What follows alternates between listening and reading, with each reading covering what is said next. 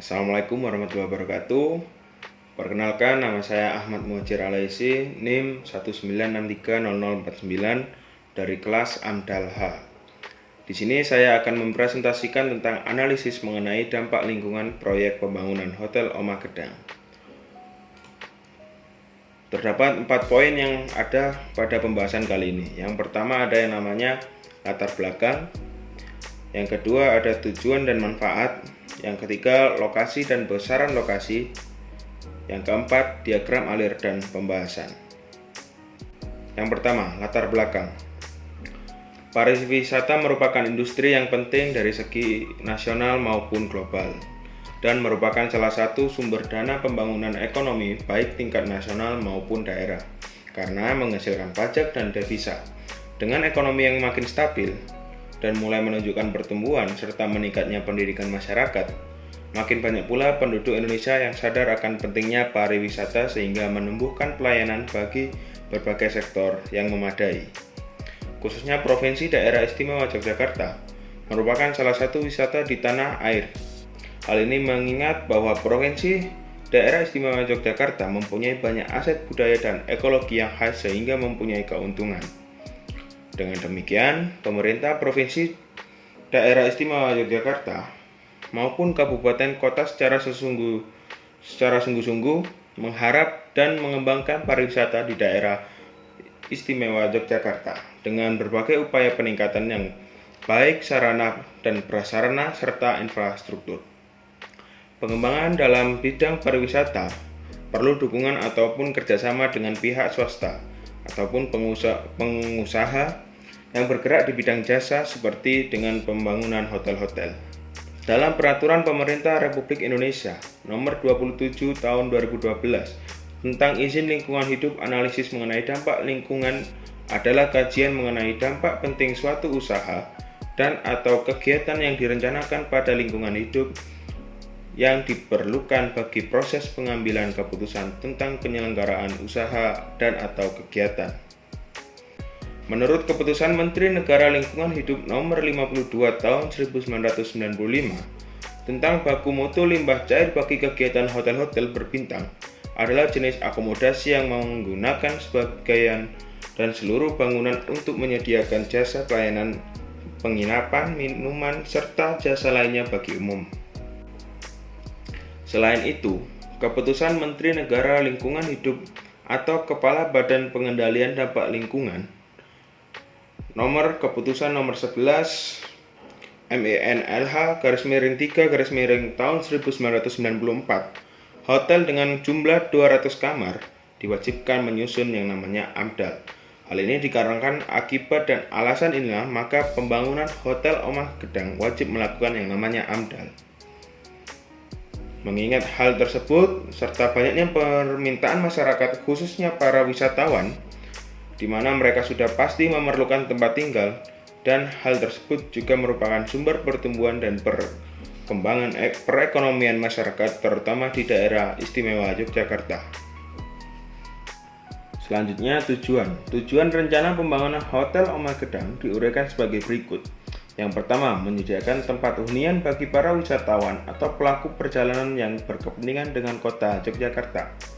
Yang kedua, meningkatkan pelayanan pariwisata di wilayah Provinsi Daerah Istimewa Yogyakarta. Yang ketiga, memberikan peluang kerja bagi masyarakat daerah istimewa Yogyakarta dan sekitarnya. Yang selanjutnya, manfaat. Pembangunan hotel mempunyai manfaat bagi Provinsi Daerah Istimewa Yogyakarta dan sekitarnya. Manfaat tersebut meliputi yang pertama, menjadi daya tarik serta dapat meningkatkan jumlah wisatawan dalam dan luar negeri untuk berkunjung ke Provinsi Daerah Istimewa Yogyakarta.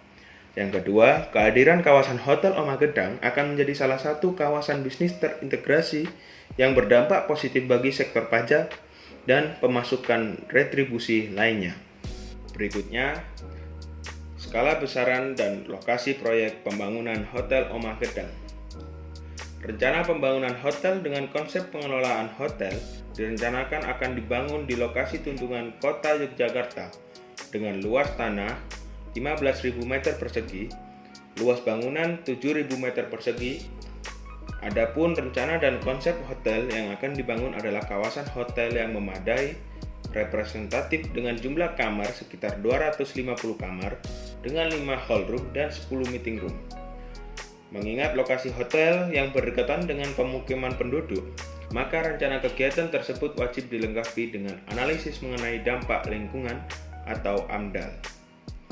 Hal ini berkaitan dengan Peraturan Pemerintah Nomor 27 Tahun 2012 tentang Lingkungan Bab 3 Pasal 3 dan Undang-Undang Nomor 32 Tahun 2009 tentang Perlindungan dan Pengelolaan Lingkungan Hidup Pasal 22 dan Pasal 23, serta Peraturan Menteri Lingkungan Hidup Nomor 11 Tahun 2006 tentang jenis rencana usaha dan atau kegiatan yang wajib dilengkapi dengan analisis dampak lingkungan atau AMDAL. Tahapan pembangunan Hotel Oma Gedang. Yang pertama ada yang namanya tahapan prakonstruksi, yang kedua adalah tahapan konstruksi, dan yang ketiga adalah tahapan operasi. Kegiatan prakonstruksi. Pada kegiatan prakonstruksi ini, Pramakarsa sebelum melaksanakan rencana kegiatan pembangunan Hotel Oma Gedang, terlebih dahulu berkoordinasi dengan dinas terkait dan melakukan pendekatan atau mensosialisasi kepada masyarakat sekitar.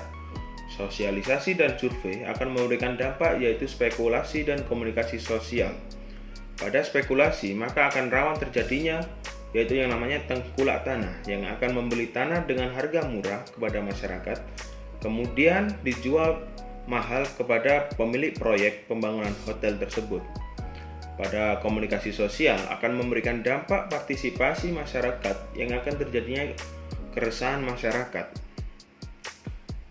Dan pada saat pembebasan lahan, maka akan terjadi perubahan kepemilikan penguasaan lahan. Kegiatan pembebasan lahan yang dilaksanakan oleh pemilik hotel tersebut secara langsung akan menimbulkan dampak hilangnya kepemilikan lahan dari masyarakat sekitar. Namun pada saat pembebasan lahan, maka masyarakat akan memiliki pola konsumerisme karena mereka mendadak menjadi kaya atau OKB, orang kaya baru, dan akan menyebabkan yang namanya hedonistik. Nah, dari perubahan pola masyarakat, maka masyarakat akan memiliki perubahan mata pencarian yang berdampak menjadi keresahan masyarakat. Nah, pada saat melakukan yang namanya publikasi dan sosialisasi, hal tersebut akan melalui proses yang namanya proses perizinan. Pada perubahan persepsi masyarakat, kegiatan pembebasan lahan biasanya memerlukan proses relatif panjang, melibatkan berbagai pihak seperti BPN, tata ruang, desa, kecamatan, pihak perusahaan, serta perwakilan masyarakat sendiri. Pada saat pembebasan lahan, maka akan terjadi gangguan terhadap flora dan fauna darat. Berdasarkan hasil observasi di lapangan yang telah dilakukan pada beberapa lokasi, didapatkan banyak sekali jenis tumbuhan liar terdiri dari 3 bentuk hidup, yaitu berupa pohon, semak-semak, dan rumput-rumputan. Yang jumlahnya lumayan banyak. Sedangkan dari jumlah fauna darat ditemukan dari kelompok mamalia antara lain tupai, ular, tikus, dan lain-lain. Dengan demikian, maka kegiatan pembersihan lahan diperkirakan akan memberikan dampak negatif penting hipotetik atau DPH terhadap gangguan flora dan fauna darat. Tahap selanjutnya yaitu kegiatan konstruksi. Pada kegiatan konstruksi, yaitu yang pertama adalah persiapan lokasi tanah. Nah, lokasi tanah sudah ditemukan, maka akan dilakukan yang namanya pembabatan lahan. Nah, pada pembabatan lahan tersebut akan mengakibatkan yang namanya habitat flora dan fauna menjadi hilang. Maka apa yang terjadi? Yang terjadi adalah ekosistem menjadi rusak. Nah, pada saat pengerjaan tanah akan dilakukan yang namanya penggalian dan penimbunan tanah di sekitar lokasi. Nah, hal ini menyebabkan yang namanya konsentrasi debu semakin meningkat di sekitaran lokasi, yang menyebabkan adanya polusi udara. Nah, sehingga kualitas udara di sekitar lokasi akan menjadi turun, sehingga masyarakat akan terganggu dan kesehatan masyarakat pun menjadi terancam. Mobilitas dan pembangunan fisik Nah, hal ini akan berdampak pada pendatangan material. Nah, pada saat pendatangan material, maka dampak yang pertama adalah jalanan menjadi rusak. Dampak yang kedua adalah penumpukan material. Nah, kedua hal ini akan menyebabkan yang namanya kerusakan lingkungan di sekitar lokasi proyek. Maka pada sekitaran lokasi proyek akan terjadi yang namanya kemacetan, ya. Nah, kemacetan tersebut akan berdampak pada yang namanya kecelakaan di sekitaran lokasi proyek. Hal tersebut sehingga menyebabkan yang namanya lalu lintas di sekitaran lokasi menjadi terganggu. Nah, hal ini akan berdampak pada kesehatan masyarakat yang terancam dan kenyamanan masyarakat yang terganggu. Nah, pada tahap konstruksi akan ada yang namanya perekrutan tenaga kerja. Kegiatan perekrutan tenaga kerja akan dilakukan sesuai dengan tahapan kegiatan dan spesifik pembangunan yang akan dilaksanakan. Perekrutan tenaga kerja dilakukan sesuai tingkat keahlian dari para pekerja dan spesifikasi tahapan kegiatan proyek yang harus diselesaikan. Untuk kebutuhan pelaksanaan proyek, jumlah tenaga kerja yang digunakan yaitu diperkirakan mencapai lebih dari 50 orang. Dari 50 orang tenaga kerja tersebut, tempat tinggal mereka di sekitaran lokasi proyek tersebut. Nah, pada saat perekrutan tenaga kerja, hal ini akan menyebabkan yang namanya terjadinya peluang usaha untuk warga sekitar atau masyarakat sekitaran lokasi, sehingga pendapatan masyarakat di sekitar lokasi akan menjadi meningkat. Selanjutnya, kegiatan operasi. Adanya pembangunan hotel yang masif sudah pasti akan menjadikan meningkatnya pendapatan asli daerah atau PAD yang berupa pajak, retribusi, ataupun pungutan-pungutan lainnya. Keberadaan hotel dapat menambah lapangan pekerjaan bagi masyarakat sekitar. Keberadaan hotel juga mendukung yang namanya pembangunan kota Yogyakarta sebagai kota pariwisata. Hal tersebut karena hotel merupakan salah satu pilar pengembangan pariwisata. Bahkan pertumbuhan jumlah hotel dapat meningkatkan kegiatan ekonomi masyarakat. Nah, pada saat operasi hotel tersebut akan berdampak ini terbukanya peluang usaha baru.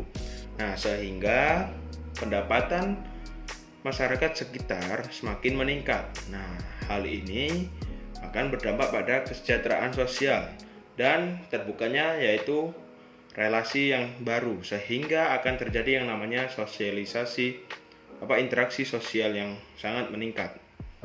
Nah, peluang usaha yang baru pastinya akan membutuhkan yang namanya penyerapan tenaga kerja. Nah, penyerapan tenaga kerja tersebut berdampak pada relasi yang semakin meluas dan terjadinya interaksi sosial yang semakin meningkat. Nah, pada tahapan pemeliharaan pastinya dibutuhkan yang namanya tenaga kerja. Nah, jadi harus ada yang namanya penyerapan tenaga kerja, sehingga pada saat penyerapan tenaga kerja, relasi semakin meningkat, sehingga kesejahteraan sosial pun semakin meningkat dan interaksi sosial juga semakin meningkat. Nah, pada tahapan mobilitas, dampaknya kepada negara, pendapatan negara semakin meningkat.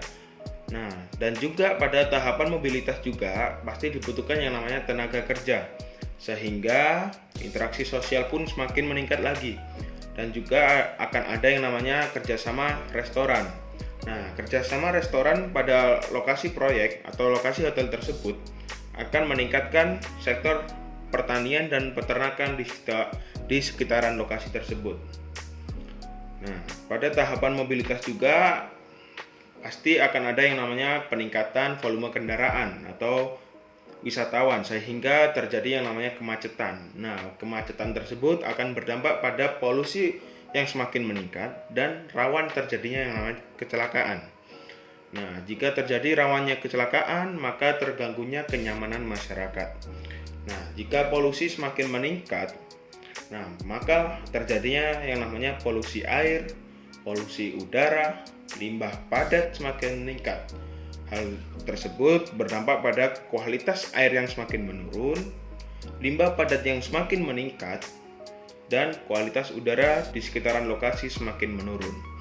Hal tersebut sehingga menurunkan kesehatan masyarakat di sekitaran lokasi dan terganggunya kenyamanan masyarakat. Begitu juga pada tahapan operasional, sama, yaitu pendapatan negara semakin meningkat, akan terjadinya yang namanya penyerapan tenaga kerja yang sangat besar, dan pastinya pada tahapan operasional akan terjadi yang namanya peningkatan jumlah wisatawan dan peningkatan jumlah kendaraan yang ada pada sekitaran lokasi, sehingga terjadi yang namanya kemacetan dan akan berdampak pada polusi yang semakin meningkat, bahkan terjadinya yang namanya menurunnya kesehatan masyarakat. Dan hal tersebut menjadikan masyarakat terganggu kenyamanannya. Nah, upaya yang dilakukan untuk yang namanya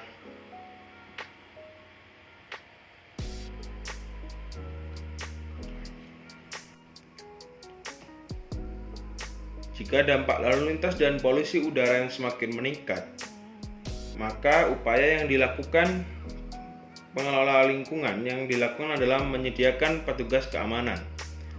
Nah, berfungsi untuk mengatur yang pertama pada lokasi, yaitu mengatur yang namanya lokasi parkir kendaraan yang keluar masuk lokasi hotel tersebut. Nah, upaya pemantauan lingkungan yang dilakukan adalah pemantauan kelancaran lalu lintas di sekitar area hotel tersebut. Upaya pengelolaan lingkungan yang dilakukan yaitu memperbanyak tanaman penghijauan, terutama yang menyerap polusi udara. Apabila lahan yang digunakan mempunyai luasan yang sempit, bisa menggunakan tanaman yang di dalam pot atau tanaman pergola. Nah, selain itu dilakukan penyiraman dengan air pada area yang diperkirakan berdebu, misalkan area jalan, area parkir dan sekitarnya. Hal ini akan memberikan dinding pembatas area lingkungan kegiatan dengan lingkungan sekitar. Nah, tujuannya apa? Untuk meminimalisir gangguan yang ditimbulkan dari dalam kegiatan operasional hotel. Nah, dan yang terakhir adalah memperhatikan jam kegiatan operasionalnya. Nah, upaya pemantauan lingkungan yang dilakukan yaitu memantau jumlah tanaman. Upaya pengelolaan lingkungan yang dilakukan selanjutnya yaitu menyediakan tempat sampah yang terpilah, tertutup, serta kedap air, dan dapat dibuat terpilah sesuai pemilihan sampah. Nah, antara sampah organik dengan sampah anorganik di dalam maupun di luar area kegiatan tersebut, serta menjaga kebersihan lingkungan di sekitaran hotel. Selain itu juga dilakukan kerjasama dengan pihak ketiga atau pihak kelurahan dalam mengelola limbah sampah atau limbah padat yang diproduksi dari kegiatan operasional hotel tersebut. Nah, pada kegiatan operasional sendiri maka akan yang terjadi yang namanya keamanan dan kenyamanan lingkungan terganggu, yaitu upaya yang dilakukan yaitu pengelolaan lingkungan yang dilakukan memberikan tanda atau peringatan larangan yang dapat mencegah tindakan kejahatan, serta memasang alat keamanan berupa CCTV pada tempat yang mudah dilihat semua kegiatan atau aktivitas pada area hotel tersebut. Selain itu, pihak hotel juga menjaga hubungan dan komunikasi yang baik antara pemilik tamu hotel dengan warga sekitar dan ikut berpartisipasi dalam perayaan atau kegiatan yang dilaksanakan oleh lingkungan RT dan kelurahan setempat, serta memberikan bantuan-bantuan apabila dibutuhkan. Upaya pemantauan lingkungan yang dilakukan yaitu memantau tanggapan masyarakat kegiatan operasional hotel tersebut. Sekian presentasi dari saya, mohon maaf bila ada salah kata. Saya akhiri, wabillahi taufiq wal hidayah. Wassalamualaikum warahmatullahi wabarakatuh.